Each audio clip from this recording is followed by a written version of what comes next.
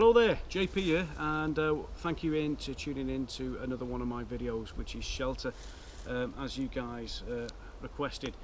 I'm out here today with a couple of guys. I'm out here with Aaron, who's holding the camera. I met up with Aaron on a survival course with Survival School. I think we've had a few courses now together, and I think we'll be having maybe another one. But Aaron's here visiting today and has agreed to be cameraman. And Ollie, who's just over there, because he's doing one of them dirty smoking things over there. So anyway, before I go on about shelters, what I want to do is just thank a friend of mine, a guy called Dave Rona. He's an ex-Polish veteran, and he and I have been talking, and he's in the middle at the moment of sorting me out an intro for the YouTube channel.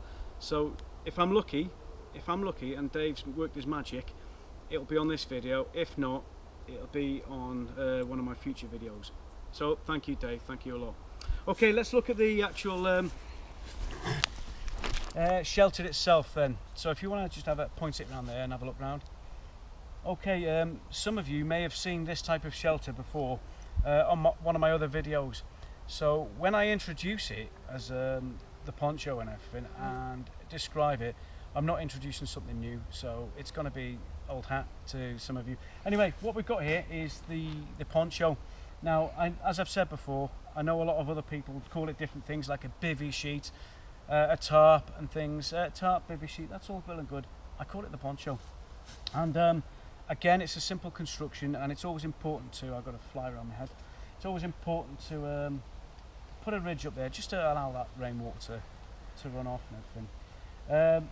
If you use the old bungees and everything, it makes really easy work. I know a lot of people who swear by paracord, but at the end of the day, this stuff, the bungees, it works for me. And like I said, you get in there, you clean the floor. You might have even recognised this side from one of my other videos, as I know the floor to be clean and free of glass, which is why we've used it. Okay, so the poncho. What do I like about it? Well, you're tactically sound, you're tactically aware. You're aware of what's around you. You've got a 360 hearing and visual, really. So that's what I like about it. And it's cheap. It's an all song and all dance shelter, provided you've got trees. You can use poles and pegs and everything, but this is in its perfect environment here. What don't I like about it? Anyone who's spent any length of time in one of these things, in any poor conditions such as harsh rain conditions or sub-zero temperatures, will know what I'm talking about. It ain't nice. Okay, so we've gone through the pros and we've gone through the cons. This is the one I use most. This is what I use most. I like it a lot. So we'll go through, we'll go and have a look at the rest of them then, yeah? Okay, what we've got here is a one-man tent. This particular one is the Northridge Cold Light. There's a 6,000 mil hydrostatic rating, so it handles well. It handles really well in rain conditions and everything. I've used this. I was invited to Holland to a bushcraft meet, and I used this tent, and it was good. And it'll lead me on to my pros and cons in a minute. I love this tent because I can sit up in it and I've got my kit. You know, if you are a taller person and you're after a one-man tent, this probably isn't for you. In fact, if you're a taller person with all your kit, I'm suggesting to go for a two-man tent because they don't make them that big. Pros and cons to one of these. Well, let's look at the pros. It's why I used it in that cold condition. It was -14 and it kept the cold wind off me. I was warm, I was dry, I was able to admin myself. I wasn't in like a coffin. I was able to sit up and admin myself in there. Okay, so yeah, it gets a thumbs up. Used a lot less. I mean, I use the poncho a lot more. I use the tent a lot less. However, I do use these for courses because it's imperative I keep all my kit dry. As most times, you know, as that you want to keep your kit dry and everything, but it's more favourable for me for a course. So I take this on the survival courses with me. Okay. So I've already said what I like about it, as in weather protection and everything. What don't I like about it? Unlike the poncho over there, you're not tactically sound. You could be lying in there in your DOS bag and next minute you're hearing all that ruffling noise. Like, what's that? You're going to have to get out and have a look. yeah, that noise, I mean, that noise, sound travels at night. That noise is going to be like, everyone's going to know you're awake. So if if you are trying to be tactical, then they're going to know, you know, that while they're creeping up on you, you're going to be awake and everything like that. So yeah, tactically, you've lost the advantage you've got there. It's pretty much the opposite. It's the yin to the yang. You know, it's what you've got good there, you've got bad here, and what you've got bad here, you've got good there, basically. So it's not tactically sound, and let's face it, it looks like a dinosaur, doesn't it? You know, but that's one of them.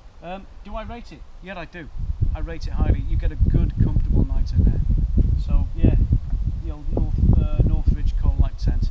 There are many different types of tents, different makers, and they all have their pros and cons and everything. But this was gifted to me by my son. He bought it for me. And I really thank him for it as well. And he said it didn't cost much either. So let's get a look at the other kit then. Okay, so what we got here is the Hennessy hammock. It's the ASIM. It's a wonderful bit of kit, absolutely mint. Cost me about 110 quid. I've had it for donkey's years now. Spot on. If you just take a look down now, what you'll notice with the Hennessy is you get like a cocoon. So you keep some mozzies off you and everything. This is what I'm going to be using in Scotland at the end of the year. I'm on a survival course, another one of my survival courses at the end of the year. Pros and cons, really. The cons, trees. You ain't having one of these up without a tree here, let's face it. You can stick them up between vehicles and whatnot, but yeah, you get me. Anyway, so yeah, there's not really much to say about a hammock really. Other than they're really good. It's my favourite, but my least used, if that makes sense. It probably doesn't make sense, but yeah, that's where I'm going with that. I'm going to add it into this bit now. I put the poll out. What do you want to talk about? Do you want to talk about shelters?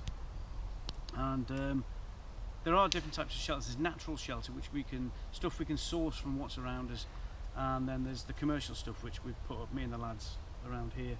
So that's that pretty much. So this video, we're just going to talk about what exactly have I got, what I use, etc, etc. I'm going to be using this one for my trip in Scotland. That's another video, natural shelter, where I'll make a shelter, show how it's done and all the bits that come with it and stuff like that, because there's a lot more to it than that, than just stringing them up and pegging them down and everything. So let's move on. Okay, and what we've got here is a shelter, but it's more for your sort of hill walker / mountaineer and everything. However, I love it. It's called the bothy bag, not body bag, bothy. Bothy being the Gaelic word for shelter. This particular one is a 2-person one, so I'll be requiring my beautiful assistant, Ollie. Yeah, so me and Ollie were out and about, and it's going to rain, so we're going to get him out. But before I actually do whip it out, well, I'll whip it out slow time, is you can pay what you want. This is a 2-person shelter.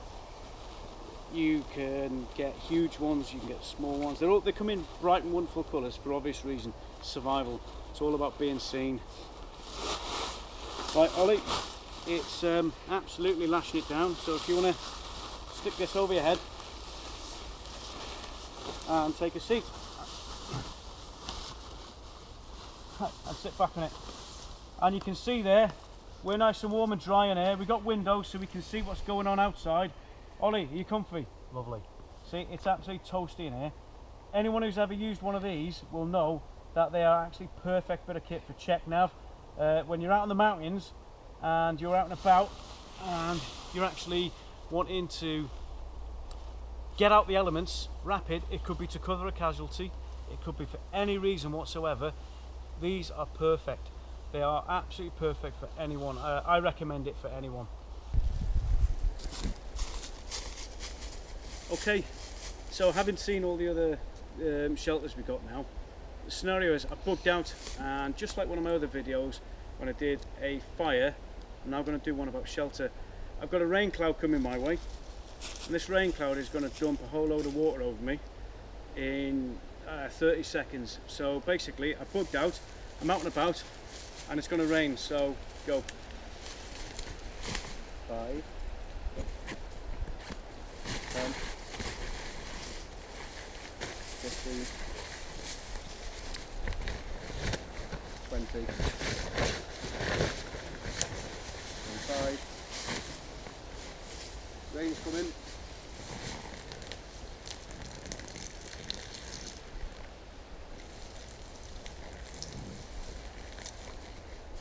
Cleared. Okay, and as you can see there, literally in seconds we're warm and dry. I hope that was that water bottle you put on me there. Yeah, warm and dry. You know, you can get shelter in seconds given the correct preparation. Got a radio here. Again, it's not been knackered in the wet. So hope you've liked this video and what it is. The next video will be sort of natural shelters.